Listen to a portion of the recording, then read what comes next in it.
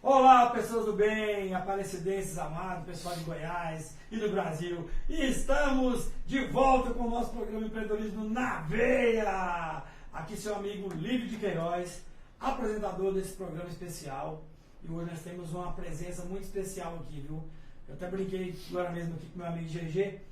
Falei, GG, nós temos que vir umas 2 vidas para viver esse tanto de currículo aqui que o nosso convidado tem hoje. Boa noite, Gedivaldo Fernandes, o GG. Bem-vindo a esse novo programa, esse novo formato. Depois de uma férias longa, né? Longa. Estamos de volta. E dessa feita, né? Uma honra estar aqui conhecendo o Camorim, toda essa galera aqui. Vamos trocar uma ideia com ele, né? Pegar um pouquinho do know-how, da experiência. É um cara rodado, né? Isso. Mas rodado, sempre ajudando a empresa. Então, boa noite a todos. E já deixando aqui de antemão o nosso abraço, nosso agradecimento ao nosso amigo Daniel e toda a equipe aqui do Portal Notícias Goiás, que é o nosso parceiro a partir de então, né? Toda semana estaremos aqui com um mega programa falando de economia, falando de empreendedorismo, né? E falando de uma série de assuntos que permeiam aí as pessoas que resolvem ter a coragem de empreender nesse Brasil louco que... Hoje o Camorim vai falar para nós que rumo que tá as coisas e espero que sejam positivas, né, GG? É isso aí. E estamos aqui já deixei meu abraço para o meu amigo Daniel e toda a equipe, né? E vamos começar aqui o nosso programa aqui.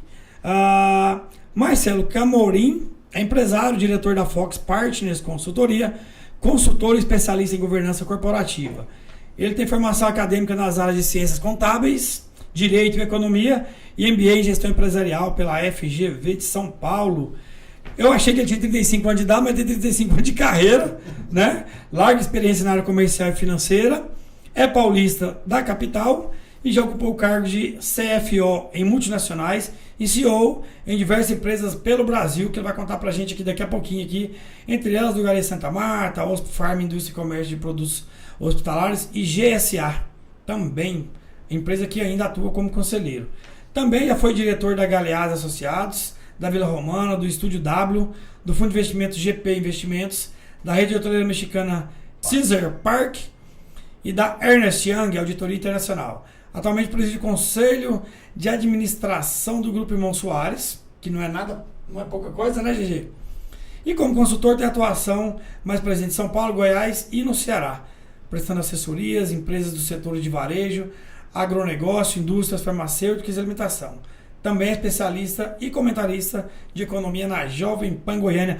É isso mesmo, meu querido amigo Camorim. Seja bem-vindo ao programa Empreendedorismo na Veia, é uma honra para nós. Nossa, primeiramente, muito obrigado pelo convite, um prazer estar aqui. Bater um pouco de papo sobre empreendedorismo, que parece que é um negócio meio estranho no Brasil. Parece. Onde todo mundo tem muita dificuldade, mas também tem muita coisa boa. O Brasil é a maior... Olha, acreditem, os americanos, os europeus, os japoneses, todos os executivos do mundo, se querem progredir na carreira internacional, passam pelo Brasil. Porque o Brasil é a maior escola de executivos do mundo. Porque a nossa complexidade é muito grande. Exato. E o que você não tem na Alemanha, que você não tem no mercado americano, que você não tem no mercado japonês. Então, quando você cresce na carreira, na multinacional, você tem que passar pelo Brasil. O Brasil é a maior escola de empreendedorismo que existe no mundo. O restante é fácil. Ou seja, é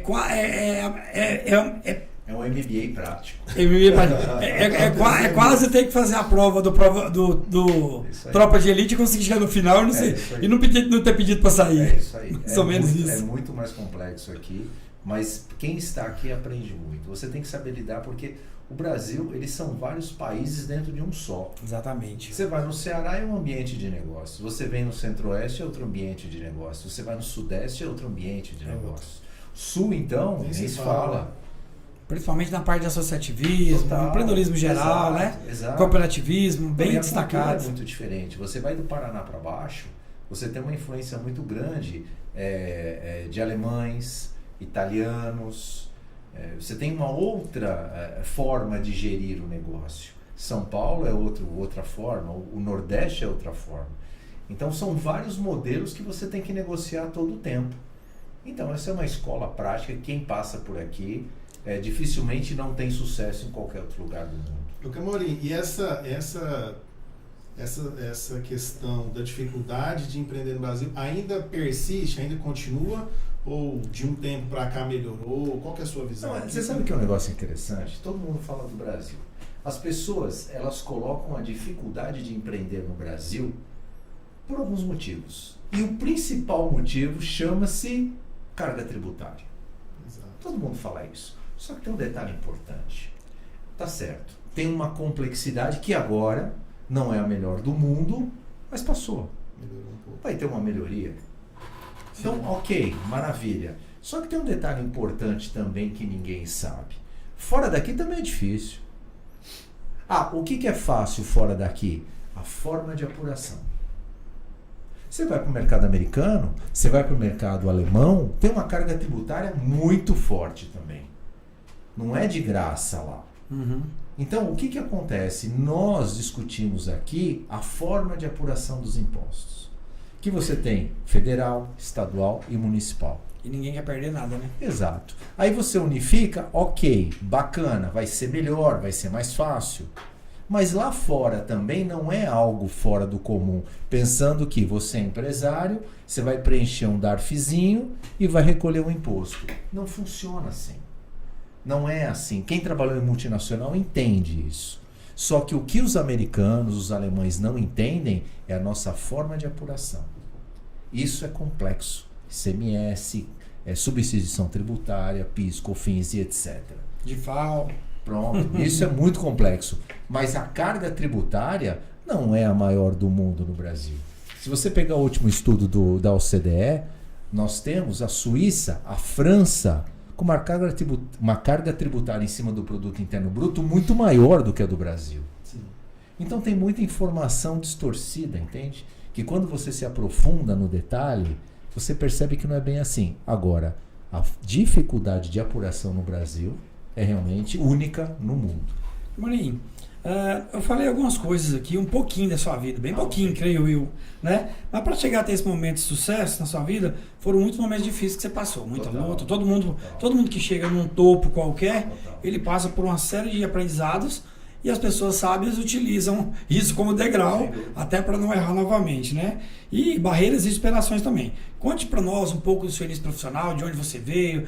Antes de eu formar, eu trabalhei disso, em rápidas palavras, uma linha do tempo rápido de onde você começou a trabalhar, até chegar aqui hoje com um currículo desse aqui, que não é qualquer pessoa por aí em Goiás que tem, né? Você sabe que eu gosto de contar essa história, porque eu acredito que o que você leva dessa vida é o legado que você deixa. São as inspirações que você faz dessa vida aqui. Você não leva mais nada, barco, avião, não leva nada disso. O Abílio, olha aí. Pronto. A prova viva. O Abílio deixou aí toda a sua fortuna. Quem tinha? Pronto, né? Esse é um dos exemplos. Então eu acredito que o legado que você deixa aqui é muito importante. Então, para chegar nos meus 36 de carreira e todos os cargos que você possa imaginar numa companhia, eu atingi. Todos. Pode falar um aí, eu atingi. Eu sou filho de faxineira. Minha mãe era da faxina. Né? Eu venho de um bairro pobre em São Paulo, onde minha mãe trabalhava na faxina e fui criado pela minha tia. Pronto, simples assim. Então o que eu era? Um menino que não tem exemplo em casa, porque exemplo é muito importante dentro de casa. Exatamente. Né? O exemplo, seu pai é médico, sua mãe é farmacêutica, mas não, minha mãe da faxina, meu pai fazia bico. Pronto, qual o exemplo que eu tinha? Nenhum. E uma coisa que deu muito certo para chegar até aqui, para mim especificamente, foram 2 pontos importantes. Que eu acredito que o nosso amigo que está nos vendo agora, que ele pare e reflita. Primeiro ponto, você tem que ser arrojado, você não pode ter medo. Mete peito, cara. Mete peito. O não você já tem. Exatamente. O não você já tem. Então o primeiro ponto tenha coragem.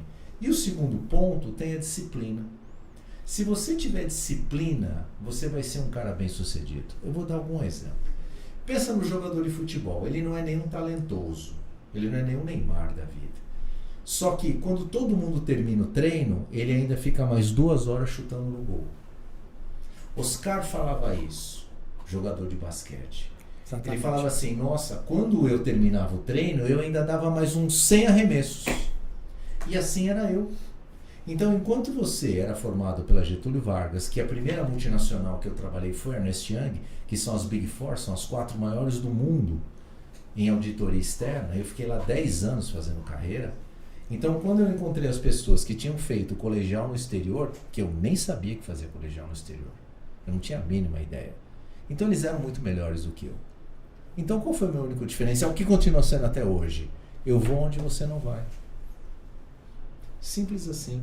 Enquanto você trabalhava 6 horas, 8 horas por dia, eu trabalhava 10. Então, enquanto você escolhia trabalho, eu não. Me dá qualquer coisa que eu faço. Exatamente. E isso foi algo que foi se tornando um diferencial. Então, eu não sou aquele cara que é extremamente talentoso. E talvez o telespectador também não é. O nosso querido amigo que está nos vendo agora, de repente ele não é nenhum brilhante, ele não é nenhum Neymar da vida. Qual vai ser o diferencial dele na vida dele para ele progredir? Cara, resiliência e disciplina. Disciplina. Pronto. E é uma coisa muito difícil de adquirir, a tal da disciplina. Muito, porque você toda hora você procrastina. A palavra antes da pessoa pensar na palavra disciplina, Isso. ele tem que pensar na palavra assim, deixar de procrastinar. Exato. Que é o grande sabotador da disciplina. Não tenha dúvida. Isso serve para tudo na tua vida. Você quer outro detalhe que não vamos falar de empreendedorismo, que você precisa de disciplina? Você quer emagrecer. Eu tinha 110 quilos. 110 quilos. Aí eu botei na minha cabeça que eu queria chegar a 85. Pronto, e mantenho por aí. Agora, a disciplina que você precisa ter na alimentação é muito grande. Qual que é a disciplina que você tem que ter na vida empresarial? A mesma coisa, não mudou nada, pessoal. Exatamente. Não mudou nada. Então, disciplina, ela serve para a tua vida pessoal como para a tua vida profissional. E essa disciplina é tão importante que quando você alcança uma meta estipulada, você desceu de peso, você fala, cara, qualquer coisa que eu me planejar, me propor, eu consigo. Pronto. Tudo na sua vida. Tudo. Exato. Tudo. Você sabe que eu tenho um mantra que é o seguinte: o que eu quis na vida até hoje eu consegui. Aí você fala assim, mas como você fez isso? Cara, quando eu tenho disciplina, eu ponho aquilo na cabeça, mas eu vou buscar que ninguém me segura. Nem que se você faz em 2 anos, eu vou fazer em 10. Não tem problema. Nós vamos chegar no mesmo local. Só que você vai de Ferrari, eu vou de Fusca. Não tem problema. Você vai chegar. Não tem problema, mas nós vamos chegar. Exato. Nós vamos chegar. Então, se você tiver um caminho e uma disciplina, que é o mais difícil, e a empresa é a mesma coisa, disciplina de gestão. Se você não tiver, não adianta. Dificilmente você para em pé. Já pegando esse gancho da disciplina, da não procrastinação, porque a maioria dos empreendedores que tentam virar empresários, sai de uma empresa, faz um acerto, ele faz um trabalho específico, ele faz um acerto e vai montar uma coisa para ele, talvez naquele ramo, esquecendo que agora ele vai fazer tudo, não mais só aquele pedacinho lá. Então, você aproveitando as suas experiências, qual o conselho que você daria hoje, já continuando essa linha da disciplina, mas uma coisa um pouco mais ampla, para o empreendedor se tornar empresário? Porque o empreendedor é aquele cara que, né, pega uma coisa ali que às vezes só ele acredita naquilo e transforma aquilo numa empresa, num negócio, alguma coisa desse tipo. Aí depois ele tem o períodozinho de virar empresário, né? De saber como é que compra, como é que vai vender, precificação e toda a gama, que às vezes ele tem que ver sozinho. E ainda ser o cara do recurso humano que tem que saber contratar uma pessoa que não vai dar problema para ele daqui a pouco.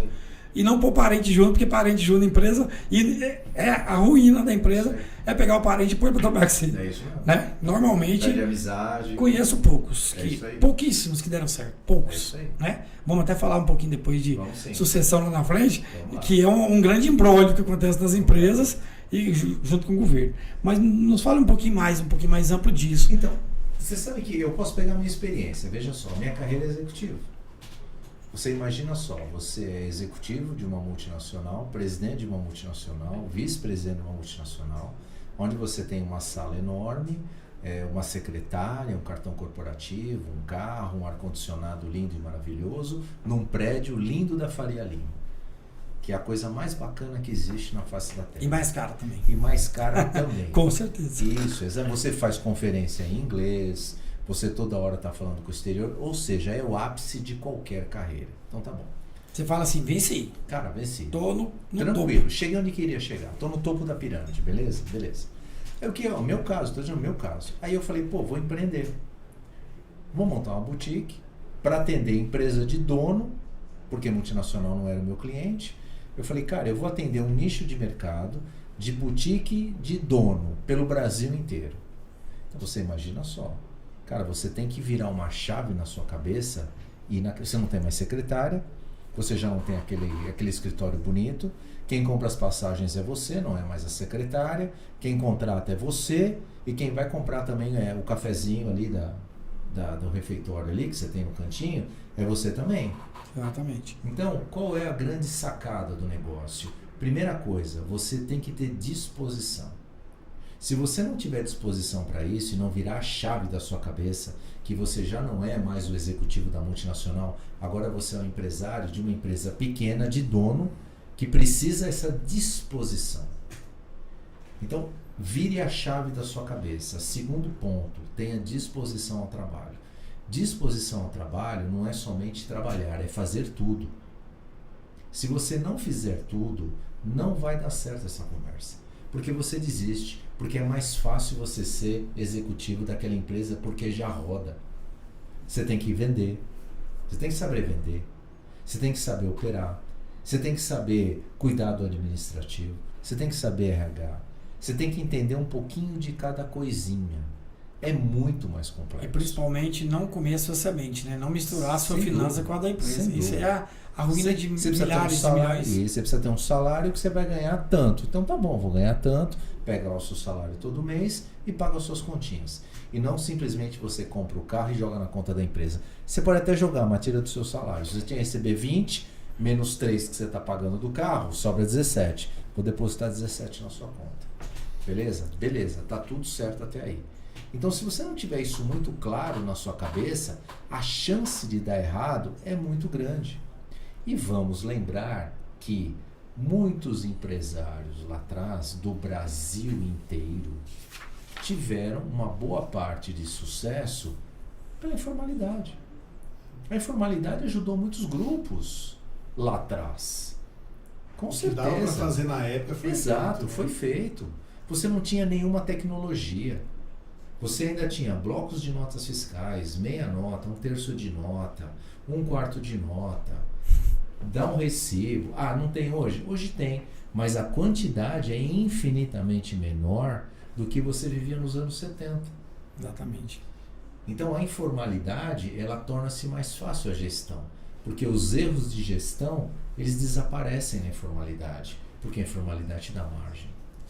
Ô Camorim, a gente falando aqui de empresa pequena, empresa de dono e pequena, essa questão da pessoa não separar o que é da empresa, o que é dele, isso acontece em empresa grande também? Não tanto. Não tanto porque, a não ser que aquele ainda... Vamos separar as duas empresas. Acontece naquela empresa grande? Acontece ainda. Por quê? Porque o dono ainda não mudou o chip dele. Ele ainda acha que ele é uma empresa pequena sendo grande. Já vou te dizer, e digo também para o nosso amigo que está nos vendo agora. Só um adendozinho. Eu estou perguntando, vide Casas Americanas. Pronto. Girou muitos milhões e Isso. quando foi ver os funcionários, os fornecedores... Isso. Ali são casos diferentes. Vamos explicar os dois casos. Primeiro caso, vamos imaginar aquela empresa, nós somos uma empresa aqui, nós somos 3 sócios, beleza? Nós faturamos 100 milhões por ano. Ok? A empresa é pequena, não é muito grande. A empresa bi é maior. Essa empresa de 100 milhões, se nós não tivermos um modelo de gestão profissional, na primeira crise, nós não paramos em pé. Na primeira crise. Primeira pandemia que vier, a gente não para em pé. Primeiro movimento de economia, a gente não para em pé. Nós não paramos em pé. Porque o modelo é fraco. O modelo é frágil. Então, existe esse tipo de empresa? Existe. Qual é a chance dela se prejudicar numa mudança de economia, numa pandemia que você não controla. Você não controla isso. Você sabe como que está entrando, mas não sabe como vai sair. Exato. Então, este modelo, ele não se sustenta no longo prazo. Não se sustenta. E outra, não tem formalidade. Com a informalidade ficaria mais fácil. Agora, sem informalidade, modelo de gestão fraco, você não para em pé no longo prazo. Em algum momento você vai se machucar. Esse é um modelo de empresa que acontece, que ele se machuca mais fácil. Aí você tem outro modelo, mais um modelo profissional. O modelo profissional tem gestão profissional, tem tecnologia, tem processos, tem disciplina, tem conselho. Este modelo, ele já é mais durável. Ele é mais perene. Que a maioria das empresas, vamos falar do estado de Goiás, a maioria das empresas estão adotando hoje esse modelo. Por quê? Porque se machucaram muito lá atrás. E para não ter aquela surpresa, né? Quando Exato. abra as contas, pô, para onde foi? Exato. Eu vou te dar um exemplo, posso dar um exemplo do Grupo Soares. A semana que vem, nós vamos fazer o primeiro encontro da terceira geração. O que eu quero dizer, olha a visão. Olha a visão. Você está trabalhando na terceira geração de uma empresa de 60 anos. Quem faz isso aqui no estado? Não. Me conta uma aí. Eu vou te contar uma que eu participei. Alex Star. Eu participei do conselho da Alex Star 3 anos. E lá eu participei de uma reunião da terceira geração. Eu estou puxando de memória que empresas com essa longevas dessa maneira, eu não estou lembrando de mais do que 5, 6. E vamos dizer outros casos aqui também. Né, empresas que continuaram e não começaram e não continuaram. Supermercado Marcos. Exatamente. Super tradicional aqui. Recentemente, Tropical Pneus, que eu conheço o Sérgio, grande empreendedor, que ao longo do tempo se perdeu, tá tudo bem, ok, maravilha. Temos outras, temos Cotril, temos outras empresas que ao longo do tempo se perderam nesse caminho. E outras perduraram. Então o caminho é profissionalizar a gestão. Não há como. Não existe outro modelo. Não, porque se existisse, o mundo inteiro seria diferente. Seria diferente. Então não existe um modelo que perdure, que não seja profissional. Vamos dar um outro exemplo fora do estado? Pão de Açúcar. Pão de Açúcar era o Abílio e os filhos. Exatamente. O que ele fez? Ele falou, não, esse modelo não para em pé. Não, isso aqui não vai durar. O que ele fez? Tirou os filhos, viu que eles não tinham condições. Um foi ser piloto de Fórmula 1, outro foi ser triatleta, que faleceu agora recentemente. Exato. O outro foi ser dona de casa, mas toda a gestão foi profissional. E o Pão de Açúcar nunca mais na vida quebra. Que quase nos anos 80 quebrou. E hoje, na gestão familiar. O SEA de capital aberto. Hoje tem uma gama de empresas que fazem parte que a maioria das pessoas nem sabe que é do Grupo Pão de Açúcar. Isso. Hoje, quando você abre o capital, e podemos falar da Americanas também, você já não quebra mais. Porque você troca de mão de ação. Entende? Então, por que você não quebra? Porque aquela ação circula no mercado. Então, aquela ação que valia R$10 lá do Pão de Açúcar, da Americanas, quando houve o escândalo, valia centavos. Você acha que alguém não vai comprar? Vai comprar porque daqui a pouco vende a R$3. Você entende que ela não quebra? Ela vai trocando de mão. Não, e os analistas estão ali 24 horas em cima, lendo as cartas, vendo tudo. Lógico. E ao menor sinal de problema, acende a luz vermelha. Então, pronto. E tem gente que compra. Tem um Abutre que compra. Faz parte do mercado de capitais isso. Tem gente que compra a sua ação Abutre, compra por centavos e se valorizar R$2, está ganhando dinheiro. Já que estamos falando de empresa de capital aberto, eu tô com uma pergunta aqui que me veio à mente. Um dos maiores investidores do Brasil diz que, falando de varejo, que eu creio que você está acompanhando algumas aí. É o Barsi? Ele falou que a empresa de varejo que não quebrou vai quebrar. É igual aquela história do helicóptero, né, que você não vê museu de helicóptero. O que você acha? Acho que ele está certo.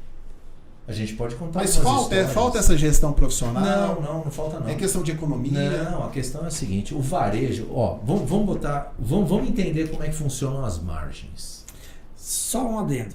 Nós estamos falando de varejo e nesse entremeio aí nós temos um novo modelo digital acontecendo. Aí eu só quero que você me fale para eu entender se isso tem a ver. Vamos dividir. Primeira coisa, varejo. Por que o Barsi falou isso? Porque o histórico do varejo não é bom. Vamos aqui para o estado? Supermercado Marcos. Não deu certo. Talvez uma outra aqui que eu não conheço. Ricardo Eletro, eu fui presidente dela em 2010. Nesbla, MASP, isso aí você vai enumerando em Ponto Frio. E vou te dar algum número. Casa Bahia não quebrou, mas está a língua. Arapuã, quebrou. Arapuã, então, Nesbla, É, Casas Buri. exatamente. Então, quer dizer, mas eu vou te explicar por quê. Porque é um negócio de intensivo capital e margem baixa.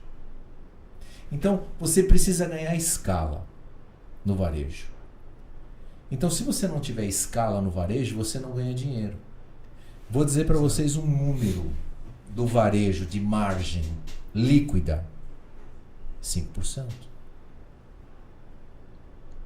É muito baixo. Imagina vender, vamos falar da Drogasil, que é a maior rede de varejo de farmácia, SA de capital aberto. Ela fatura por ano 30 bilhões de reais. Sabe qual que é a margem líquida dela? 5%. 6%. Tem que ganhar no volume, né? Exato. Então, essa é a linha que ele diz. É intensivo capital, a margem é muito baixa. Qualquer probleminha que você tem, quebrou. Exatamente. Essa é a corrente de pensamento dele. Entende? Então, aí você vem o quê? A mudança do mercado. Qual que é a mudança do mercado? Tecnologia. Tecnologia vem ajudando tudo. Então as redes, elas falaram, olha, não tem o mesmo modelo. Vou dar um exemplo daqui, do estado aqui. Novo Mundo. Novo Mundo nasceu no modelo de loja grande lá na Anhanguera, aquelas lojas grandes que atendiam o freguês. Exato. Certo? Então tá bom. Aí mudou, teve a segunda geração, que é o Carlos Luciano, com uma cabeça diferente, com uma visão diferente. Aí ele falou, puxa vida, vamos mudar para o digital. O mundo está caminhando por aí. Aí Magalu veio, que o modelo digital, ele torna-se mais econômico.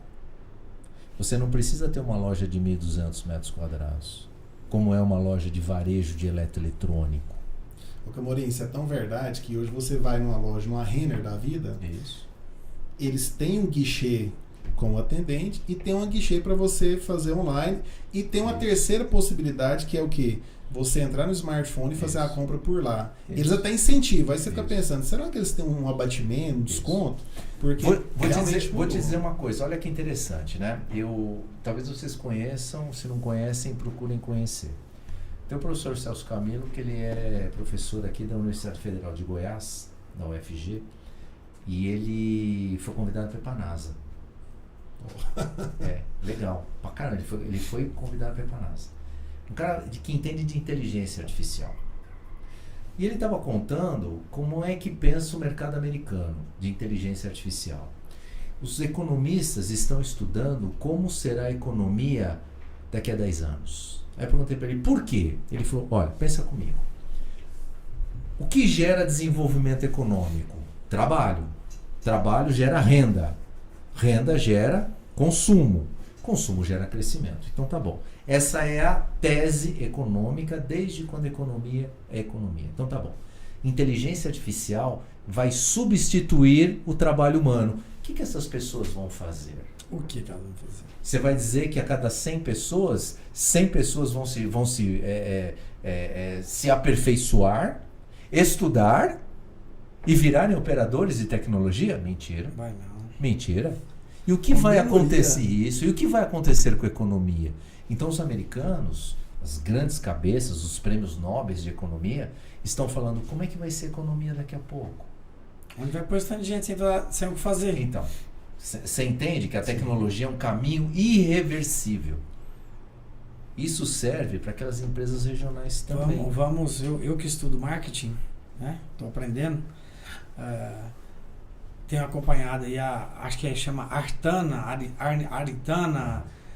eu esqueci, Narlana, uma coisa assim. Okay. Que foi ela tem 23 anos, cabelo cor-de-rosa, bonita, né? e ela tira 10 mil euros por mês para ser a pessoa que fala de forma digital daquela corporação, daquela empresa. 10 mil dólares, 10 mil euros. E ela simplesmente é uma inteligência artificial criada por uma agência espanhola, ela não existe. E alguns empresários que contrataram ela sequer sabiam que ela não existia. E ela está lá fazendo o trabalho de quantas pessoas? Olha só. Para ganhar 10 mil euros por mês. Veja você, olha que interessante, vamos descer o nível, não vamos para o mercado americano, vamos aqui, no estado de Goiás, para nós falarmos regionalmente. O caixa de banco já perdeu o emprego, concorda? Sim. Quem vai em agência hoje? Ninguém vai. Talvez lá em Quirinópolis, porque é menor, né? É menor. Então o fazendeiro gosta de falar com o gerente da agência, né? Ainda leva um pato, leva uma galinha, que é cultural da região. Tá tudo bem, tá tudo certo. Mas nos grandes centros não existe mais agência bancária. Então, o caixa do banco perdeu o emprego. Eu não lembro qual foi a última vez que eu fui no banco. Eu também não. Mas eu vi alguma coisa. Eu também não. A menina do estacionamento perdeu o emprego também. Perdeu. Porque você vai aqui no Flamboyant, você mesmo paga o ticket. Faz tudo. Perdeu o emprego. O caixa do supermercado, eu já fui em supermercados aqui na região mesmo, você vai lá no token, no totem ali, você mesmo paga as suas contas. Quantas pessoas já perderam esse emprego? A menina do call center, Tem que prédio, liga para você, tem prédio que já não tem portaria. então pronto. Portaria toda remota. Você entendeu? Quantas Exato. pessoas estão saindo do mercado de trabalho? Então, para as empresas, é um processo irreversível. Não vai mudar. A tecnologia ela veio para transformar o mercado de trabalho e veio transformar também as empresas. E cada vez mais, quem não estiver preparado está fora desse mercado. Exatamente. Antes de nós ir para o nosso pequeno intervalo, vamos descer um pouquinho, né? O microempreendedor, o médio empreendedor, que estão aí na luta diária pós-pandemia, que sabe o que passou. Sim. Muitos quebraram e muitos ficaram milionários. Sim. Né? Sim. Que uns correram lá para fazer o lenço e vender, os outros ficaram Com chorando. certeza. Então quem foi lá e fez o lenço ficou muito Ganhou bem. dinheiro, Ganhou dinheiro. Né? Baixando um pouquinho esse nível aqui, que é o pessoal que gera emprego, né? Que seja 2 ou 3, mas como Sim, são o mais. dono da padaria, né? o dono da lanchonete. Exato. Então é eles. O que fazer para evitar para eles? Eu sei que é muito amplo a resposta, mas assim, Lívio, o que esse pessoal tem feito errado? E se eles mudarem algumas coisas, eles vão evitar as frustrações, os insucessos, para que pelo menos continue no mercado. Olha, eu acredito que a pequena empresa ela tem que ter o seu diferencial. Então, o pequeno empresário, você vai, por exemplo, num restaurante, tudo bem? Qual que é o teu posicionamento estratégico, principalmente você que é do marketing? Qual é o teu posicionamento de marca? Qual que é o teu posicionamento estratégico de negócio? Você não existe o cara que é bom em tudo. Exatamente. O cara que é bom de preço, atendimento, qualidade, não sei o que lá. Não existe esse cara. Então você tem que primeiro, para você não se frustrar, você tem que ser bom naquilo que você se propõe a fazer. Se você conseguir passar isso para o consumidor, cara, ele vai vir na tua loja, ele vai vir no seu restaurante. Você vai num restaurante, por exemplo, que a qualidade do atendimento é bom, mas o preço não é tão bom assim. Tem um público para isso. Tem público. Então, Essa empresa eles vão focar pronto. nesse ponto estratégico dela e ela sabe que não falta cliente. O que é isso? Pronto. Acabou. Então, quando você se posiciona no mercado, é muito importante você concentrar os seus esforços e demonstrar isso para o seu consumidor que você é bom naquilo. Você quer ver o maior erro que existe nas empresas? É quando o cara fala que ele é barateiro. Não dá certo. Eu vivi na Ricardo Eletro. O posicionamento da Ricardo sempre foi preço. Entende? Preço não fideliza ninguém. Você compra por R$10, se for a 9, ele atravessa a rua e vai a R$9. Exato. Preço não fideliza ninguém. Então a pior estratégia que você tem como empresa é se posicionar em preço, que é diferente do consumidor ter uma percepção de preço. São coisas muito diferentes. Então, se você falar, olha, aqui na minha empresa é tudo barato, aqui é preço bom, tudo barato, não sei o quê, você não vai dar certo. Não funciona assim. Você tem que estar sempre barato. Então, respondendo, você precisa se posicionar. A primeira pergunta é, no que você é bom? Acertei? Então eu vou focar nisso. E como esse varejo vai já, só emendando, como é que esse varejo vai lidar com a disputa pelo mercado de forma digital? Que hoje você pega qualquer criança, se você quiser fazer qualquer tipo de compra, qualquer coisa, você pega o celular, entra em qualquer lugar e normalmente você acha preços melhores. Basta esperar um pouquinho. Então, aí o mercado digital ele tem dois potenciais, duas pilastras, vamos chamar assim. Primeira pilastra, credibilidade. Porque quantas pessoas no mercado digital que compram e não entregam? Se nós fizermos uma pergunta para vocês dois, ou até para o nosso amigo que está nos vendo aqui, por que você compra no Mercado Livre? Eu sou cliente do Mercado Livre. Não é preço, credibilidade. Credibilidade. Entrega rápido. Você compra no full de manhã, à noite está na sua casa. Então você compra na certeza que vai entregar no prazo que você quer. Está aí o diferencial do Mercado Livre. Você quer outro diferencial? Magazine Luiza. Olha como é inteligente o digital deles. Você comprou uma geladeira. Comprei agora para minha mãe. Uma geladeira, troquei lá. A dela estava ruimzinha. Fui lá, troquei a geladeira dela. Eu não olhei preço. 3 pau uma geladeira. 3 pau e meio. Paga em 10 parcelinhas e R$350. Pronto, fui lá e comprei. Ok, maravilha. Aí vem assim uma mensagem. Vou entregar em 10 dias. Tá bom, tá tudo bem. Entregou em 5. Ele já sabia que ia entregar em 5, mas a percepção sua qual é? Que legal, hein? Com certeza ele te agradou. Que bacana, hein? Olha, me antecipou. Você entende a sacada dele? E já dele? te pré-fidelizou. Pronto, já me fidelizou. Eu sei que no Magazine Luiza me entrega dentro do prazo que eu tô querendo e até me surpreende. Com certeza, quando você for comprar outra coisa, você vai passar vai primeiro. Vai ser na lógico, primeiro você vai passar Magazine Luiza lá. Deixa eu ver quanto tempo é os outros, deixa eu ver na Magazine Luiza. Ah, mas o preço é R$300 a mais, mas eu sei que entrega, eu vou comprar na Magazine Luiza. Você entende? Então, a pergunta é, no que você é diferente? Se você não for diferente em nada, você vai cair na vala comum. E aí você entra igual a todo mundo. Não dá certo. Não dá certo. Não funciona assim. No que você é bom. Foca no que você é bom. Pro nosso amigo Max Coelho, presidente da SIAG, nosso parceiro aqui. Max. Né?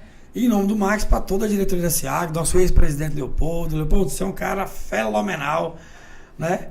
E toda a diretoria da SIAG. Nosso que, pode falar em fenômeno, agora em fenomenal. Um abraço pro Maronese, esse cara espetacular, que é o presidente da CODAP, Companhia de Desenvolvimento de Aparecida. Que o Maronese levou ao concurso, né? Não tem concorrência para ele. É unanimidade. Unanimidade. Eu já palestrei com o ex-presidente da SIEG, que é o dono da Transile. Oswaldo Zilli. Isso. Oswaldo Já Zilli. palestrei, ele foi presidente da SIEG, né? Acho que foi, não foi, lembro. Em Aparecida foi, porque eu A palestrei SIAG. com ele. A SIAG. A SIAG. A SIAG. É porque você falou a SIAG é Goiânia. Não, é a SIAG. A que é SIAG. Aparecida. Ele construiu aquele prédio bonito que tem lá. Foi? Foi, então eu já palestrei com ele já. Foi o Zilli, foi o Leopoldo e agora o Max. Italiano, né? Não, Italiano. foi o Zilli e o Celestino. Zilli, Celestino. Depois o Leopoldo. Um abraço pro Zilli, que é um dos maiores empresários Aparecido hoje. A SIAG só tem fera. E falando no Zilli, é uma das mentes mais ativas de Aparecida em termos de empreendedorismo, e cada vez que Ele você vê antenado, falando. né? Ele é exatamente. Ele é antenado. As últimas do Zilli foi ser o único representante brasileiro da Ito Tratores e colocou aqui em Aparecida de Goiânia Ele é empreendedor. Tem essa né, empresa de logística, né, que ele entrou também, né, que é a JHSC. a maior da América Latina, isso, né? Isso. Eu esqueci. Ele é empreendedor. Ele é. Né? Eu queria perguntar pro Camorim, quando você vai pensando aí no que você vai falar, qual a agenda dele hoje? Se a pessoa quiser te contratar para você dar um up na empresa, você tem agenda? você atende esse público, você passa para alguém, você indica o Sebrae, o que você faz? Quando as pessoas, você que é um cara da mídia e tá todo mundo te vendo, Claro. pô, vou falar com ele, trocar uma ideia, que eu tô precisando disso, daquilo. Olha, Qual que é a abordagem? O que você... Não, na verdade, assim, é muito simples, né? Nós temos lá o site da Fox, tem as redes sociais. Eu, particularmente, eu também sou uma boutique, eu também sou uma empresa pequena. E eu me posicionei assim. Sim. Então, assim, Você tem o próprio negócio? Tem. Eu me posicionei dessa forma. Nós temos escritórios aqui em São Paulo e temos escritórios em Goiânia também. Ali no Metropolitan, ali na Jamel Cecílio, né? Sim. Então, o nosso escritório é lá também. E assim, ou redes sociais, tem o WhatsApp também pelo site. E tem certas situações que as empresas procuram a gente porque nós temos uma faixa até onde nós atendemos. Então, por exemplo, nós não atendemos aquela pequena empresa e microempresa. Não é o nosso cliente. Sim. É mais um cliente Sebrae. Mas se vier uma empresa pequena conversar comigo, eu vou tomar um café, por exemplo. Vamos tomar um café, trocar uma ideia? Vamos, não tem problema nenhum não com relação a isso. Então nós conversamos com todo mundo, só que nós prestamos serviços mais para a média empresa e a grande empresa. Por exemplo, aqui muitas empresas passaram por nós aqui, passaram Alex Star, passaram o Molde de Aparecida, do Alexandre, passou o Hospifar, passou Flávio's Calçados, por exemplo, também. E essa empresa grande, quando ela procura vocês, ela tá aberta para mudança, ela tá querendo sentir onde está errando? Ela tem que estar, senão o projeto não dá certo. E para te procurar, ela já está com a dificuldade que ela não está conseguindo reverter sozinha com o Exato. grupo de colaboradores dela. Ela não está conseguindo fazer sozinha. Então ela precisa de algum agente de mudança. Então eu sou o agente de mudança dessa empresa. E eu tenho começo, meio e fim. Eu não fico a vida inteira. Né? Os projetos eles têm começo e o final do projeto. Exato. Então assim, eu sou o Pra agente depois de ela dá mudança. sozinha, Lógico. né? A metodologia, toda essa parte fica com ela. E eu repasso isso ao longo do projeto, é repassado junto com ela. Né? Por isso que o cliente tem que acompanhar o projeto. Sim. Senão a inteligência fica tudo comigo. E o investimento não vale a pena. Então o cliente acompanha durante aquele período, executamos a metodologia, acompanhamos tudo com ele, transformamos a companhia. Até porque se ele não aprender, ele não vai saber fazer quando Sim, você abandonar, sem quando dúvida. terminar o seu trabalho. Aí eu não saio de lá nunca, né? Exato. Não saio de lá nunca. E o objetivo não é esse. Eu sou assessor. Assessor tem começo, meio e fim. Exato. Ele não é funcionário da Você vai fazer uma espécie de mentoria. Vai exato. mostrar para ele É isso aí. o que ele tem que fazer com a visão de fora, Isso. não viciada de quem está lá É dentro. isso aí. Né? E executar com ele também, né? Porque- Praticamente o modelo é o mesmo, só muda a escala, a Sim. dinâmica é a mesma, né? Uhum. Então, o ponto principal que eu vejo, que é um diferencial, principalmente nosso, é que nós não somos aquela consultoria que você fala como o cliente tem que fazer. Você executa com ele. Porque nós somos 30 pessoas na Fox Partners. Não tem um consultor. Chama consultoria porque não tem outro nome. Mas todos nós somos executivos de carreira. Eu tenho 36 anos de carreira. Então, assim, quando eu fui consultor na vida? Nunca fui. Então, nós não sabemos simplesmente colocar aquela informação e falar para você fazer. Não, a gente executa juntos. Exatamente. A gente joga junto. Esse é um grande diferencial. Né? E o detalhe importante é que você só pode... É muito comum em empresa de dono. O dono, ele só vai respeitar você profissionalmente se você já sentou na cadeira dele. Ô, Pemorim, Se é uma você coisa... não sentou, ele não te respeita. E é uma coisa tão interessante, eu conheço algumas pessoas de consultores, foi consultor a vida inteira, né? Conhece bastante, consegue implementar modelo, mudar a dinâmica da empresa, Metodologia. só que quando vai tocar o próprio É negócio... porque ele nunca foi. Exatamente. Então, assim, eu acho que até quem tem muita experiência, quando ele vai tocar o próprio negócio, ele tem que trazer alguém de fora para dar um pitaco. No mínimo um pitaco. Você só pode, na vida, você só pode orientar ou trocar experiência ou assessorar o presidente de uma companhia se você algum dia sentou na cadeira dele. Exatamente. Como é que eu vou Já lidou com o assessorar? calor da Então, dificuldade, exato. né, do dia a dia. Você não sabe, você nunca foi. É verdade. Então como é que você vai dizer que eu tenho que fazer uma operação, uma cirurgia, se você nunca foi cirurgião? Não tem credibilidade. Não dá. Entende? Então, serviço é credibilidade. Se você não tiver credibilidade, sua vida fica mais difícil. Assim como o jornalismo. Jornalismo é credibilidade. Então, o serviço está muito ligado à credibilidade do trabalho que você executa.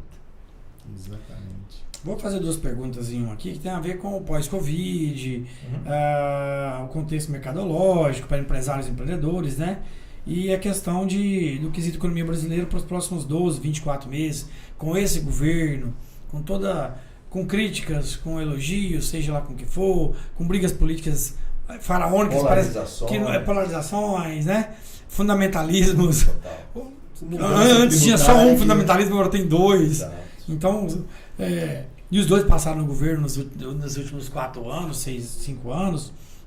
Então, como que você vê esse contexto mercadológico para o brasileiro, né, pós-Covid, nos próximos 12, 24 meses? É um momento mais preocupante, é mais otimista? Isso para o micro, para o pequeno, para o médio. Quando a gente fala de grandes, eles têm, como você falou, tem uma situação totalmente diferenciada. O barco deles está de vento em popa, o vento está batendo, eles já sabem, qualquer movimento do vento, eles já viram as velas para o outro lado. Verdade. E se não der vela, já liga os motor fortes, né? Mas eles também têm as preocupações deles também, claro, né? Com essa questão de 1 ano de governo. Como é que você acha que está essa situação? Olha, primeiro passo, assim, para falar de notícia ruim, nós temos 24 horas por dia. Sim. Se nós abrirmos o Valor Econômico, o Infomoney, o Estado de São Paulo, a Folha de São Paulo, qualquer blog de finanças, o investe.com, vai te dizer só desgraça.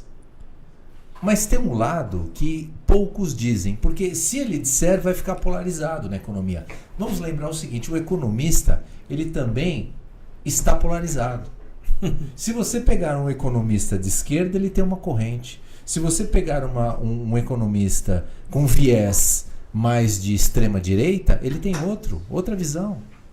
Nem então, opinião não é isenta mais. Exato, fica muito difícil. E aí eu sempre, como economista, eu sempre procurei ter uma opinião muito mais isenta sobre a realidade do processo. Então, qual é a realidade? Veja, nós saímos de um Covid que afetou todo mundo e ainda afeta várias economias. Nós estamos vendo que o Japão e o Reino Unido entraram em recessão. Nós estamos falando do Japão, que é a 3ª maior economia do mundo, que a Alemanha agora superou eles. Então o Covid ele teve um problema muito grande, não só no Brasil, mas no mundo inteiro. Muito bem. O que acontece? Vamos trazer para o Brasil.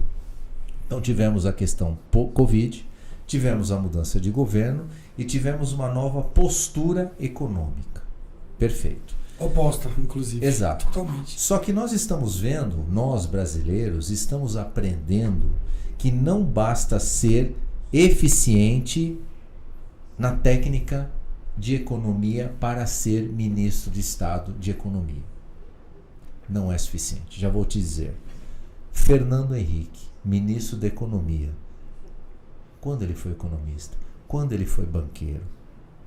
É sociólogo. Sociólogo. E fez uma revolução no plano cruzado. Mas qual foi a sacada dele? Primeiro, politicamente ele sabe. Segundo passo, trouxe a melhor equipe. Exato. Pronto. Esse foi o segredo dele. Nunca foi economista. Ok? Beleza. Delfim Neto, excelente economista. Brilhante. 1982, calote do Brasil.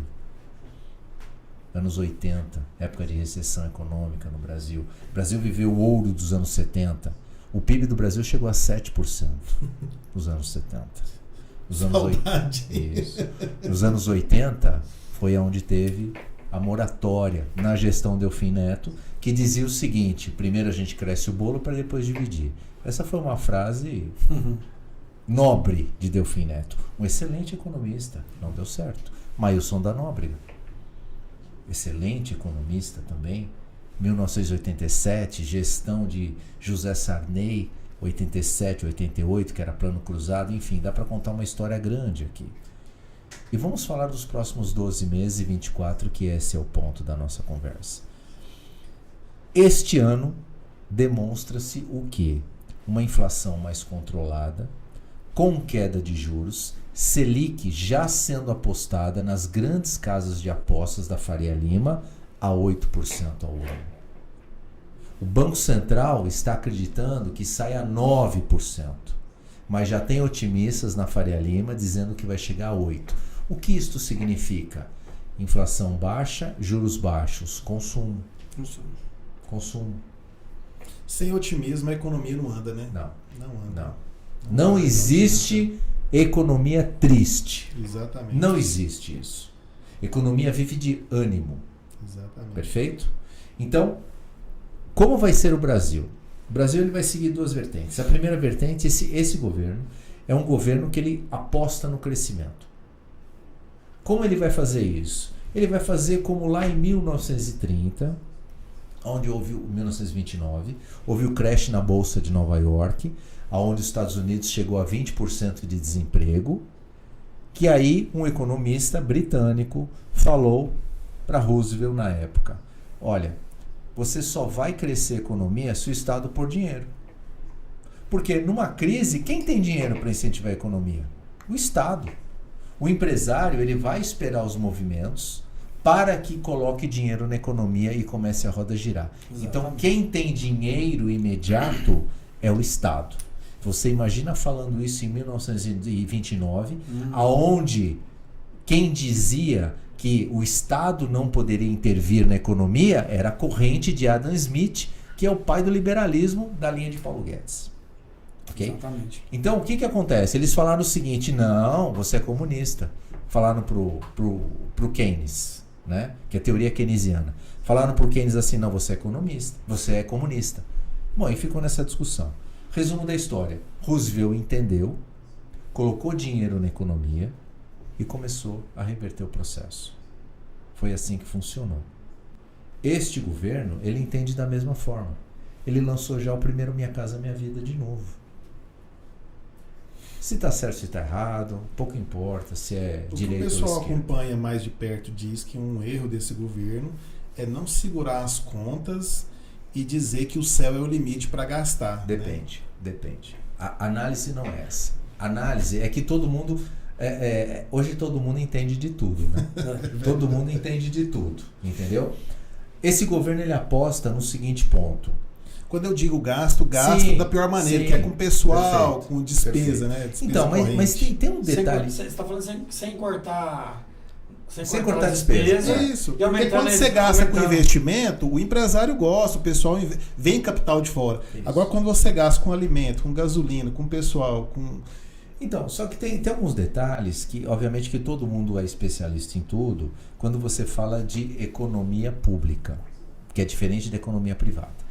Veja só, para você fazer uma reforma administrativa, o que é o orçamento do Estado, da União? São despesas já carimbadas. Você não pode chegar lá e falar assim, agora como você chega na empresa, eu vou demitir todo mundo agora, 50% do quadro vai para a rua, vou pagar as contas, tá tudo certo. Você não pode fazer isso no Estado. Então, quando o governante ele assume, já tem um carimbo no dinheiro. Já está destinado. Pessoal, correio, não sei o que lá. Você não pode. Não vou pagar isso aí. Não vai? Improbidade administrativa, impeachment. Então você não pode fazer isso. Então todo mundo acha que a melhor forma é economizar, só que para economizar você precisa ter o quê? Um discurso político, você precisa passar no Congresso, você precisa ter uma reforma política e não sei o que, e etc. e tal. Exatamente. Isso não é simples. Muito complexo. Não é simples. Né? Veja o Milei. O Milei passou agora uma reforma que ele chama de um pacote ônibus, alguma coisa assim. Passou. O que aconteceu no Congresso? Reverteram tudo. Depenaram. Reverteram tudo. De ônibus virou uma van. Reverteram tudo. O que acontece? Vai voltar tudo de novo à votação. Você entende a complexidade política que é diferente? Então, primeiro passo. Este governo, ele entende o seguinte. Eu cresço, arrecado mais para pagar as contas. Essa é a linha dele. Ele não trabalha uma linha diferente. Então ele prefere crescer a economia, porque crescendo a economia você gera consumo, consumo gera renda e renda gera imposto. Tanto é que esta semana vai sair a arrecadação de impostos do governo federal. E sabe qual é a expectativa do mercado? Superávit. Superávit fiscal. E aí você sabe o que a por nossa quê? economia precisa hoje. Então, aí você pergunta assim, não, mas espera. Da onde veio o dinheiro do superávit fiscal se o produto interno bruto não está crescendo tanto quanto a expectativa é crescer 1,6, 1,8 esse ano? Da onde está vindo o dinheiro? Dos fundos das grandes riquezas que não eram tributados. Da reforma tributária. Você entende? Então, independente de partido A, partido B ou partido C, a expectativa dos próximos 12 meses e 24 meses não é uma expectativa de economia recessiva. Não é essa a perspectiva. A perspectiva que o mercado tem é com relação aos gastos. Então o mercado vai ficar batendo o tempo inteiro com relação aos gastos, ao déficit fiscal. Essa é a batida do mercado. O restante, taxa de juros, já está carimbada. Crescimento econômico, o ano passado, o Banco Central, em janeiro de 2023, previu um crescimento, você sabe de quanto? Para o ano? 0,8. Sabe quanto o Brasil cresceu? Ainda não saiu. Porque demora 60 dias para ser publicado o PIB depois que você fecha. Dezembro, janeiro, fevereiro, publica em março. São 60 dias após o fechamento do mês. Ok? Onde o IBGE divulga Produto Interno Bruto. 3%. Lá em janeiro, a perspectiva era 0,8%. Então, respondendo a pergunta, a economia surpreende. O empresário, ele é cheio de ânimo. A gente vive na dificuldade de 80% ao mês. Desde quando? Quem viveu nos anos 80? Que a inflação era 80% ao mês. Exatamente. Quem viveu isso sabe o que nós estamos falando. Exatamente. Então, a perspectiva dos próximos meses é uma perspectiva otimista. Não é algo que vai ser trágico, não é algo que vai ser recessivo, não é algo que vai ser algo catastrófico, que vai explodir tudo. Não, não é. Se você escutar isso, precisa ter fundamentos. Isso é importante saber isso, para o mercado saber disso, para os empresários saberem para que lado que eles vão. Né? Exatamente. E tem os sinais em relação a isso. Queda de taxa de juros, controle da inflação. A semana passada saiu um indicador da inflação nos Estados Unidos. Sabe qual foi? A inflação está acima da expectativa do mercado. Ou seja, a economia está pulsante. Os empregos estão loucos. Está todo mundo empregado. O que significa? Significa o quê? Que ele tem alta inflação e com aumento de consumo. Isso é péssimo na economia. Porque gira uma bola. Tem mais consumo, aumenta preço. Então, sabe qual é a expectativa do mercado da próxima reunião? Que lá, aqui é o Copom, lá é o Fed. Né? A expectativa para março, na próxima reunião, manutenção da taxa de juros. Lá nos Estados Unidos é uma banda, não é igual aqui. Aqui é travado, 11,25. Lá é uma banda que vai de 5,25 a 5,50. Não é fixo, é banda. Então, o mercado já começou a enxergar o quê? Que essa banda ela vai se manter. Por quê? Porque não se controla a inflação. Então, você percebe que são ritmos diferentes de economia? São. Muito diferentes. Então, o mercado americano não consegue derrubar o dragão da inflação. Nós temos o controle, que foi plantado por Campos Neto há 3 anos atrás. E ele foi criticado ao extremo. Então, ele estava certo. Senão, nós estaríamos perdidos aqui. Então a expectativa é otimista para os próximos 12 É aquela questão, né? Por mais que o político seja louco, ele fica sempre com o olho na economia, porque você quer ver um problema para político, é economia, preço, falta inflação, pão, faltar. pão, né? Exatamente. Falta pão e arroz na mesa do pobre, ele não se elege. O arroz está perto. Né? Exatamente. A casa 40 está perto. Vamos mudar Foi muito importante essa explanação. Mas você também conhece bastante sobre sucessão familiar. Sim. E as grandes empresas, principalmente as grandes corporações, algumas já estão nessa situação, outras não sabem o que fazer, ainda são familiares ainda, né? E dentro das expertises que você tem, o que os empresários normalmente precisam fazer? que eles têm que buscar o advogado, eles têm que buscar um contador, eles têm que buscar um cara igual você que entende disso para poder mostrar para ele de que se alguém, no caso ele, o patriarca ali, falecer, não venha sofrer uma ruptura muito grande nos bens, não tenha que vir a pagar, né? O ITCMD de uma forma... Porque ninguém controla o pessoal da fazenda do Estado. Não.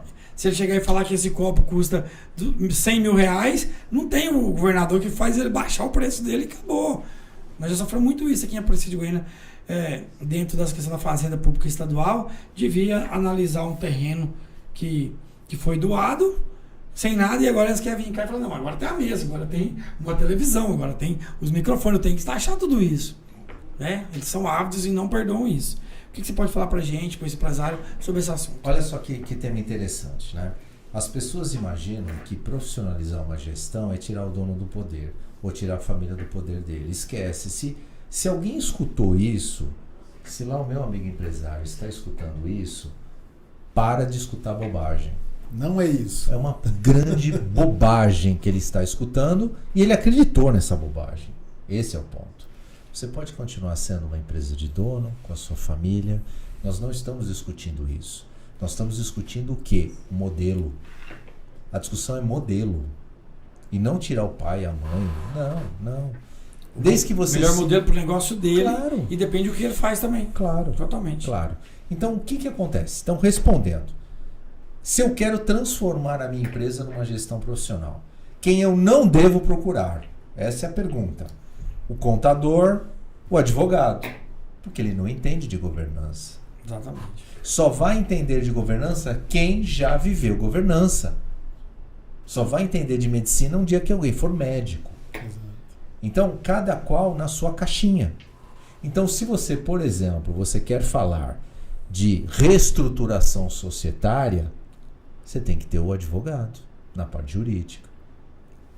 Então, temas ligados à governança, à profissionalização, à gestão de empresas, você tem que procurar um profissional que tenha experiência nesse modelo. Eu sei que é um assunto bem complexo, mas daria para você dar um exemplo?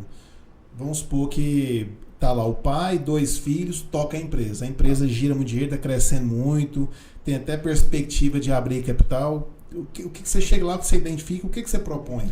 Então, vou dar um exemplo. Vou te dar a grosso modo. Vou te dar um exemplo do Grupo Soares, que eu estou vivendo isso. Eu fui presidente em 2007 lá. E aí fiz a minha sucessão e voltei há 5 anos como presidente do conselho. Eu sou presidente do conselho de administração e sou presidente do conselho de família. Eu tenho 2 presidências lá dentro. Tem 2 conselhos a empresa. Tem. Ela tem uma estrutura de governança hoje como se fosse uma Petrobras. Eu estou perguntando por quê. A gente olha uma empresa igual a VEG, que é uma das maiores empresas do Brasil. Opa, SA de capital aberto. Os fundadores estão lá, tem a sua participação em ações, isso. Tem uma gestão profissional e eles não ficam ali brigando, medindo força. Então, o modelo está estruturado. Isso. Você entende?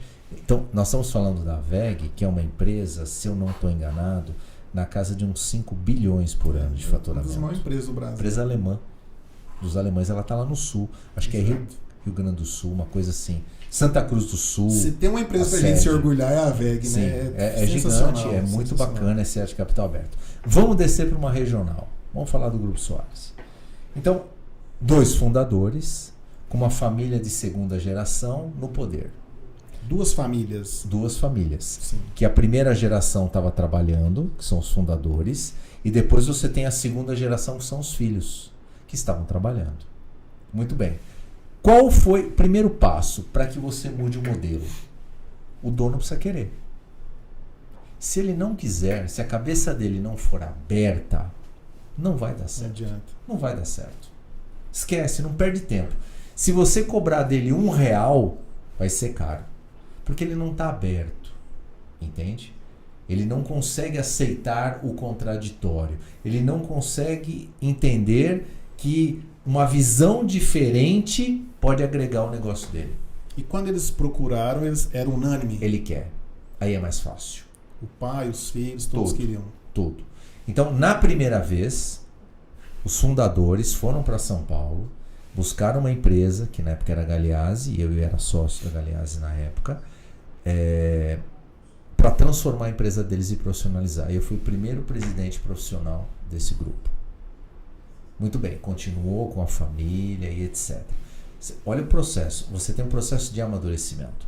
Passou 15 anos, eu voltei.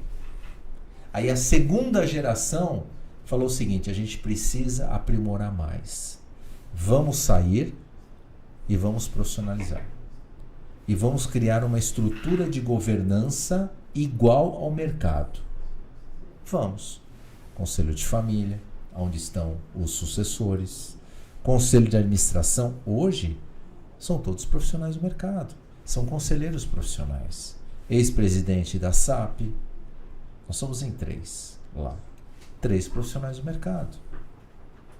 A gestão, executivos do mercado, ela é auditada por empresa internacional. Auditado seu balanço de empresa internacional. Os assessores advogados são advogados de primeira ponta, de grande categoria. Então, a estrutura de gestão, a estrutura de assessores é igual à Petrobras. Não mudou nada, só mudou o tamanho. Mas por quê? A empresa está aberta. É aquilo que eu disse. Está fazendo agora a primeira reunião. E essa reunião é tão interessante que nós queremos depois divulgar ela no mercado. Fazer uma reunião para que outros filhos da terceira geração possam participar desta troca de informações, porque é uma troca. Já entra no ritmo. É uma troca que é bom para o Estado. Você imagina só, o seu filho participando, cada um está num estágio, né? Um está mais avançado, o outro está maior. É que nem na faculdade, o veterano e o calouro, né? Exatamente. Então isso vai ajudar muito o Estado, vai ajudar muito aquelas empresas de dono. E aqui, como já é uma empresa que tem 60 anos, não é uma empresa que começou ontem. Então ela tem credibilidade. Porque, Amorim, é aquela questão, né? Não é porque a empresa é de dono que ela não presta. Não. Tem investidores que ele fala, eu invisto milhões na sua empresa, mas eu quero o dono lá. Tranquilo. Porque é ele que teve visão, ele que tem paixão, Eu conheço vários, ele que vai assim. às últimas consequências. Claro. Você pega a Klabin da vida, tem vários exemplos Claro. hoje que exatamente profissionalizou, mas o dono continua. Você sabe que E o mercado faz questão disso. eu participei de muitas fusões e aquisições ao longo da carreira. E você sabe que antigamente que eu digo, há 10 anos atrás, funcionava assim o mercado. O fundo de investimento lá da Faria Lima ia lá e comprava a sua empresa. Quanto você quer na sua empresa? R$100. Tá aqui o cheque, você ia embora. Ok? O mercado mudou. Exato. Como é que o mercado trabalha hoje? Hoje trabalha assim. Olha, eu vou comprar sua empresa por R$100. Tá bom, tudo bem. Só que você vai ficar 4 anos. Você vai pilotar aí 4 anos o negócio. Porque a curva que eu tenho para entender, jogo é jogo, treino é treino, né? Assim funciona? Sim. Né? Jogo é jogo, treino é treino. Então, você lá dentro, eu vou conseguir saber realmente quais as dificuldades. E você é o pai da criança. Exato. Então, hoje o mercado não trabalha mais de te dar o cheque e você vai embora. Sempre você fica um período de amadurecimento daquele modelo. Então hoje o mercado trabalha muito assim. Só que aquela empresa precisa estar preparada para a entrada do investidor. Detalhe importante, ela precisa ser auditada. Tem que ser. E qual é o nível de interesse dessas empresas de médio e grande porte em trabalhar, em Goiás no caso, né? Nós ainda temos uma escassez muito grande de bons profissionais, acaba tendo que buscar fora mesmo. Porque quando você pega uma Aparecida de Goiânia com 800 indústrias, 12, 13 polos, né? E nesses polos aí quase 500 empresas só nesses polos, gerando aí 15, 20 mil empregos diretos e os indiretos de terceirizados e tudo. E acaba que na hora que precisa de um profissional para fazer todo esse trabalho, não de gestão, só gestão, organização, a parte financeira e toda essa situação, acaba tendo que buscar fora. Sim. Porque realmente, né? Aí quando você cai pro andar de baixo, para falar assim, eu preciso de um profissional para trabalhar na minha empresa, não para gerir, mas para trabalhar na minha empresa, com a tecnologia chegando também tem muita dificuldade. Sim. Muita dificuldade, né? Eu creio que em breve espaço de tempo, não muito longínquo, vamos ter um certo apagão. Esse que já não está tendo significa que nós não estamos vivendo ele já, um apagão de mão de obra qualificada. Então, qual a dificuldade? Qual a visão de Goiás para quando a gente fala de empresa familiar, sucessão, nós temos a primeira geração que fundou, nós temos a segunda geração que tem que saber o que está acontecendo, e daqui a pouco vem os netos ou filhos deles, que é o caso de vocês da terceira geração, que também tem que estar dentro da situação e já conhecedor. Tem que saber fazer as perguntas, né? Exatamente. Como é que você vê esse parâmetro em Goiás hoje, dessa situação familiar? E depois também, se quiser dar uma pinceladinha sobre mão de obra também. Tá. Nós estamos quase chegando ao fim já, infelizmente. Entendi. Passa rápido, né? Passa rápido. Mas olha só, se nós conversarmos, eu rodo o Brasil inteiro. Se nós conversarmos do Oiapoque ao Chuí, Brasil de ponta a ponta, a cada 100 empresários, 100 reclamam de mão de obra. Todos reclamam de mão de obra. Então não é Goiás. Não. Eu estava no Paraná outro dia, tem um empresário que nós estamos contratando lá, um gerente de RH. E ele paga mais do que a média do mercado. Você não acha? Você acha raso. O mediano está difícil. Então, a mão de obra, ela é o Brasil inteiro. Não é difícil, não é novidade que isso acontece. Esse é o primeiro ponto. O segundo ponto é que a pandemia, ela mudou a forma de você trabalhar. Eu vou te dar um exemplo. Você vai contratar hoje um diretor. Aí ele pergunta para você o seguinte, é online, híbrido ou presencial? Dependendo da situação, ele não quer. Ninguém mais quer ser presencial. Hoje todos querem ser híbrido. 3 dias eu fico em casa, 2 eu vou na empresa. Isso muda comportamento. Imagina falar isso para uma empresa de dono, que ele está acostumado a chegar às 7 horas da manhã e etc, e etc. Isso é comportamento. Isso o mercado mudou muito, de ponta a ponta no Brasil. Eu vou te dizer porque tem clientes que nós estamos contratando e a primeira pergunta que fazem para mim, quando eu estou entrevistando a pessoa, é online, híbrido ou presencial? Como é que é? Não, é presencial, você tem que ir na empresa. Não, então não, para mim só interessa híbrido. Então o mercado mudou, começa por aí. Segundo ponto, o mercado de quem está ofertando o trabalho dele, porque quem está procurando, às vezes a mentalidade está lá atrás. Sem dúvida. Aí dá um choque Sim. de Total, comportamento de cultura, muito grande, claro, cultura e tudo mais. Claro. E aí você vai ter que se adaptar ao mercado. Porque você não acha gente que quer trabalhar presencial, como é que você faz? Ou você se adapta. Entendeu? Ou fica sem. Ok? Então, e aí você não cresce. Como é que você vai crescer sem mão de obra? Não tem como. Você precisa da mão de obra. Então esse é um entrave muito grande. Segundo ponto, no estado de Goiás, você também tem problema de mão de obra, obviamente. Mas o que acontece é que, é o que eu digo para os meus clientes. Primeira coisa, se você quer fazer uma transformação, não faça sozinho. Você precisa de um assessor para fazer isso, porque sozinho você não consegue. Não tem como. Não tem como. Esquece. Se você tentar, é muito mais difícil. Esse é o primeiro passo. Seja ele qual for. Segundo passo. A questão do profissional, para você qualificar ele, que está muito difícil, você sabe que alguns anos atrás eu defendi sempre que você precisa trazer gente de fora. Eu fui um ferrenho defensor disso.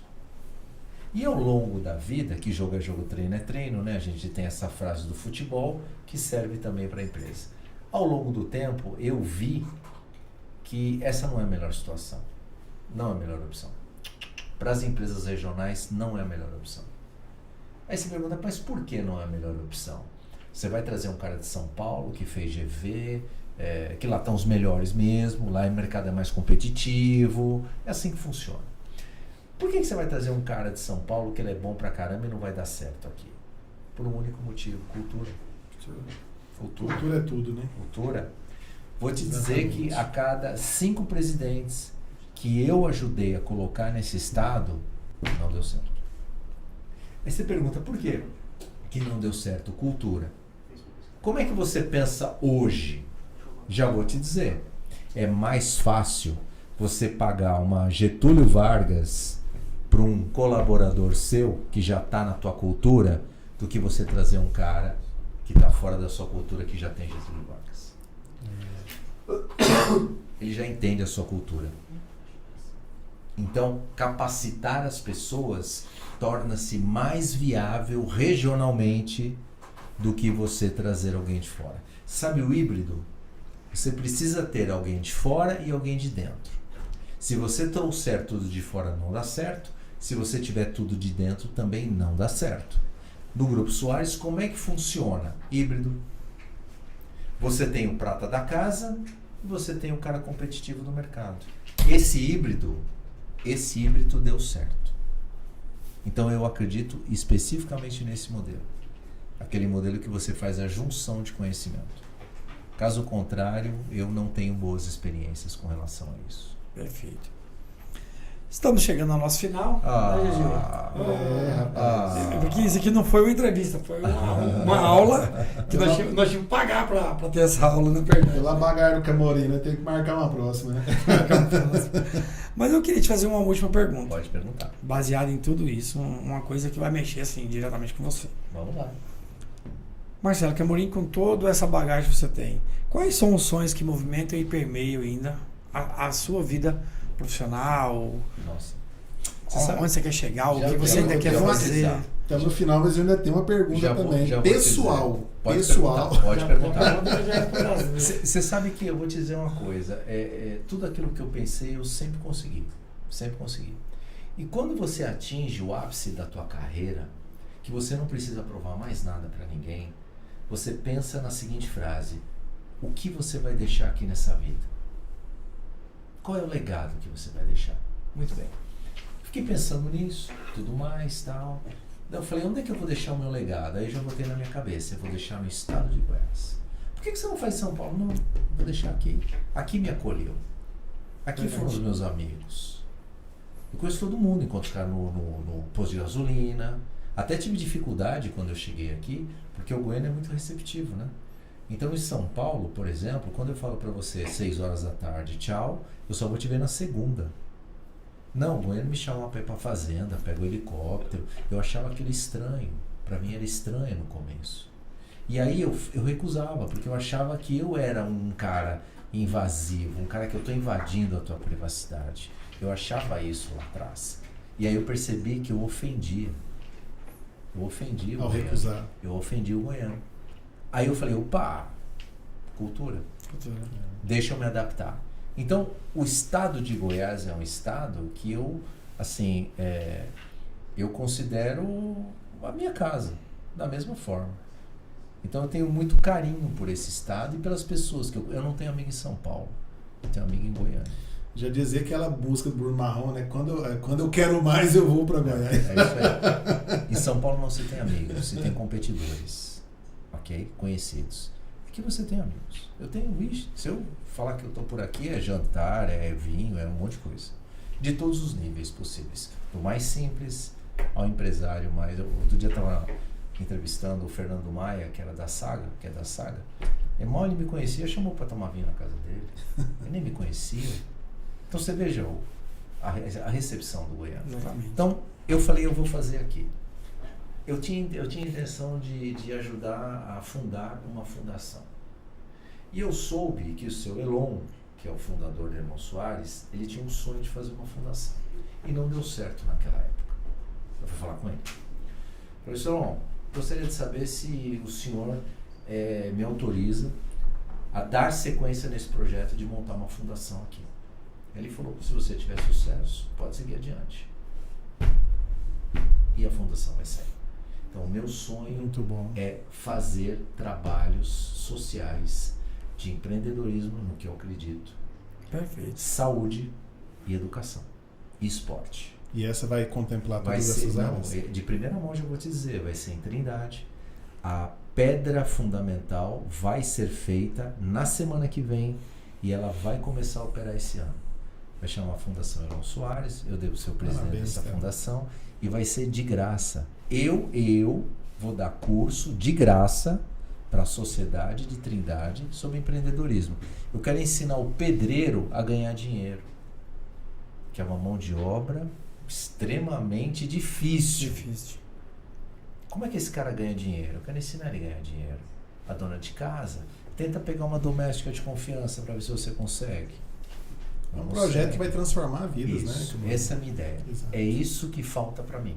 Perfeito. E eu vou realizar no estado de Goiás. Eu não quero outro estado que não seja o estado de Parabéns Goiás. pela iniciativa. Sim. Entendeu? E vai ser inaugurado este ano para ajudar a sociedade goianiense e aberto para quem quiser empreendedorismo, esporte, saúde e educação. É o que está faltando para mim. Perfeito. Parabéns pela iniciativa. E você falou que tinha uma Camorim, pergunta, tá mas no antes final. disso, mas antes disso, É. eu preciso aqui, sabedores que nós estaremos aqui nesse programa hoje, mandar um abraço para nossa queridíssima amiga Camila Rosa, que é empresária, né? De nascença, desde os 8 anos de idade. Olha. Ela começou na feira e hoje é a única vereadora atuante Aparecida hoje, que nós, a única mulher vereadora. Um abraço para ela, que é parceira do nosso programa, Desafio nossa grande, amiga. a única vereadora num ambiente masculino. Hein? Um ambiente masculino, 25 vereadores ao todo, uma cidade de 600 mil habitantes, não é para qualquer um, não. É para uma pessoa empreendedora. É o segundo maior PIB do estado, é Aparecida de Exatamente. Goiânia. Primeiro Goiânia, depois Aparecida, depois Anápolis. Isso, nós passamos a Anápolis agora há pouco. É isso aí. Né? É isso aí. Goiânia que se cuide. Para finalizar, seja breve. Camorim, é o seguinte, chegou a hora da verdade. Vamos lá. Eu quero saber, eu sou um entusiasta do mercado, não tenho dinheiro ainda para investir, mas eu acompanho, eu gosto, eu tenho minhas ações lá, né? Eu estou muito naquele período de aprender. Em que você investe hoje o seu dinheiro? Você ganhou, pagou suas contas, pôs lá alguma coisa no seu negócio que você tem? O que você investe? Ações, Bitcoin, fundos? O que você faz com o seu Eu nasci dinheiro? no mercado financeiro. Estou perguntando porque a gente estamos falando de empreendedorismo. Claro. O sonho do empreendedor é ganhar dinheiro. E Sim. quando ganha, o que fazer? Mas olha só, eu nasci no mercado financeiro, nasci em fundos de investimento, auditoria externa, eu sempre lidei na Faria Lima, que é o centro do mercado financeiro. O coração.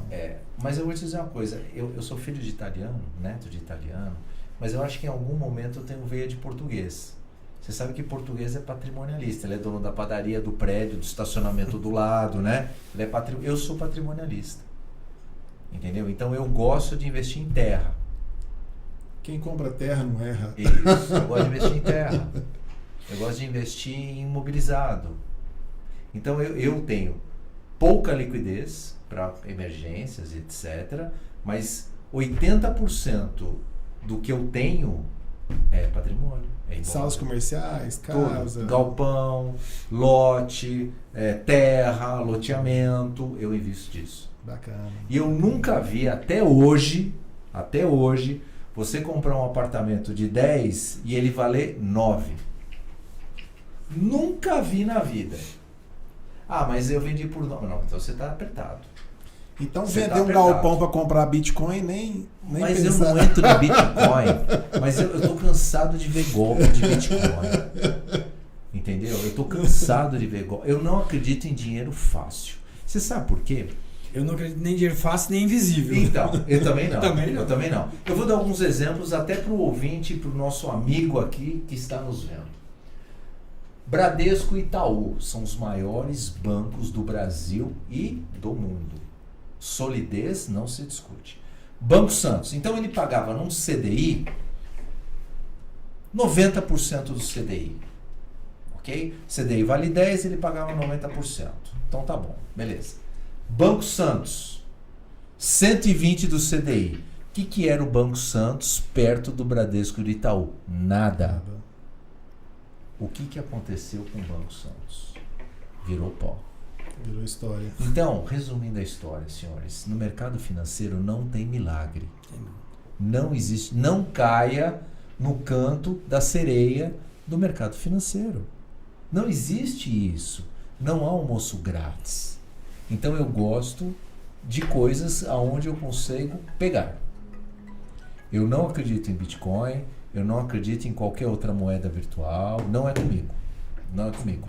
E se você opera no mercado financeiro, é uma boa. Só que você precisa se dedicar para isso. Eu perguntei do Bitcoin, mas eu sou muito conservador. Eu vou naquilo que é tradicional. Mas mesmo bolsa de valores, você precisa investir. Isso. Olha, por exemplo, eu tenho um amigo meu que ele investe em bolsa. Cara, ele lê relatórios e relatórios. Você precisa se dedicar. Você precisa fazer uma curva, uma análise de pelo menos 30 anos do valor das ações. 20 anos do valor das ações. É muito trabalhoso. É né? dedicação, é um trabalho. É um trabalho. Não é você colocar no CDB e achar que vai ganhar 1% amanhã. Exatamente. Se você está disposto a investir tempo nisso, você vai ganhar dinheiro. Mas é tempo. Não é comprar 2 ações e achar que você vai ficar milionário. Não, é gostoso, né? A gente acompanha, é gostoso e aprender, ver como funciona, né? Você sabe que todo mundo gosta? Eu creio, Amorim, sim. A bolsa ela é um ambiente que pode fazer a pessoa ganhar dinheiro, desde que não vai se aventurar, né? A questão do Bitcoin ainda está muito recente, muito novo, né? Tem golpe. Exato. Aproveitando que você já vai finalizar, já deixa os seus abraços, seus contatos, manda um abraço para quem você quiser, já fica à vontade. Primeiramente, muito obrigado. Pode acompanhar, né? Muito obrigado a todos do programa por esse bate-papo. Eu, particularmente, espero ter colaborado muito que alguém, quando ver este podcast, que saia melhor do que entrou. Perfeito. Que tenha uma visão diferente do que ele entrou aqui. Então, se isto acontecer, nós cumprimos o nosso papel aqui. Exato. De mostrar uma visão diferente para quem está nos assistindo. E com certeza a volta do programa foi aberta com chave de diamante, não foi nem de ouro, né?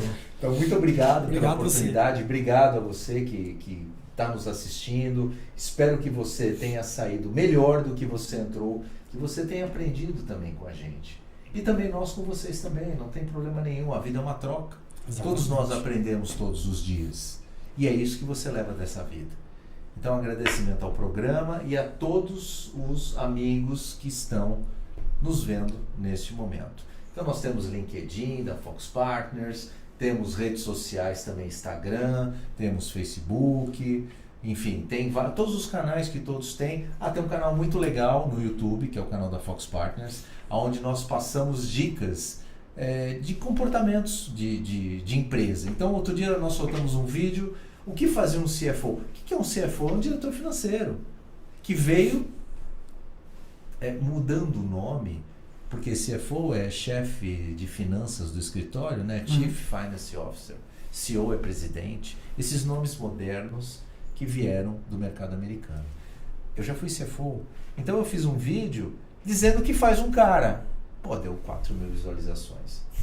Que é um tema específico, né? Sim, muito específico. Muito específico, entendeu? Então deram várias visualizações. Então nós temos um canal muito legal lá, que nós passamos, por exemplo, como fazer o planejamento estratégico na prática. Porque todo mundo fala de planejamento estratégico. Como é que você faz na prática? Como é que você começa? Eu sou conselheiro das empresas do Sandro Mabel há 14 anos. Né? E outras mais. A gente faz isso no conselho. Então eu peguei essa experiência e contei no vídeo. Pronto, é o que eu faço. É o que nós fazemos lá. Nós contamos a experiência prática no vídeo para quem quiser. E de graça. É uma consultoria de graça. Então, se você está interessado, vai lá no canal da Fox Partners, que está cheio de vídeo para você lá, de vários tipos. Eu não sou sozinho. É que eu falo mais, mas tem outros sócios também. Sim. Tem mais 2 diretores que são especialistas em outras áreas. Então, cada um fala um pouco da sua experiência. Eu acho que isso que é o maior legado que a gente deixa aqui. E muito obrigado a todos vocês e ao nosso ouvinte também. Camorim, nós que agradecemos essa experiência quase extrasensorial, quase, né? Quase não acha nome para explicar. Não só pela volta do programa, mas pela qualidade, com certeza, o nosso público que é interessado em tudo isso que você falou, cada um, nós falamos de 3, 4 assuntos diferentes, cada um, mesmo aquele interessado nesse esticar, ele vai interessar nesse esticar quando ele vê, então será com certeza uma volta de sucesso pela expertise que você tem, pela sua experiência e pela qualidade em alto grau do programa. Nós agradecemos parar um pouquinho do seu tempo e estar aqui, que a gente sabe que tempo é dinheiro, prazer, né? E te agradecemos mesmo. Eu adoro os meus haters.